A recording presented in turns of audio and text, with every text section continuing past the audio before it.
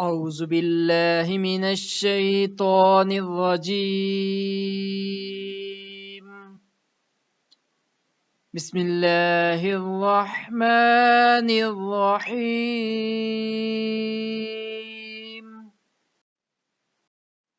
السلام علیکم ناظرین، ایک اور نئے سبق کے ساتھ حاضر ہیں۔ تو آپ سے درخواست ہے کہ ان احادیث کو ضرور سنا کریں اور اپنے دوستوں اور احباب کو سنایا کریں اور ان سے سیکھیں بھی، اور خاص طور پر اپنے بچوں کو ضرور سنائیں۔ سبق شروع کرنے سے پہلے چینل کو سبسکرائب ضرور کریں۔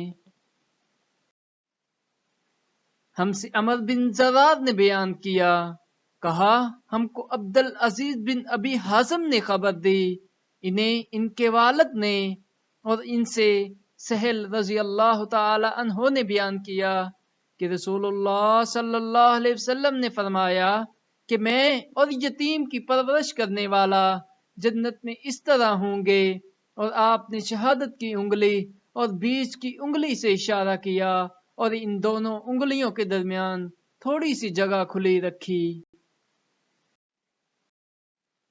اسحاق بن عیسیٰ نے کہا ہمیں امام مالک رحمہ اللہ نے ثور بن یزید سے حدیث بیان کی، انہوں نے کہا میں نے ابو غیث کو حضرت ابو ہریرہ رضی اللہ تعالی عنہ سے حدیث بیان کرتے ہوئے سنا، انہوں نے کہا رسول اللہ صلی اللہ علیہ وسلم نے فرمایا یتیم کی پرورش کرنے والا، اس کا اپنا رشتہ دار ہو یا غیر ہو، میں اور وہ جنت میں اس طرح ہوں گے۔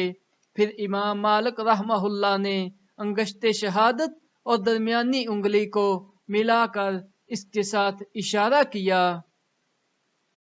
جزاک اللہ۔ ہمارے چینل کو سبسکرائب کریں، ثواب کی نیت سے ویڈیو کو لائک کریں اور آگے شیئر کریں۔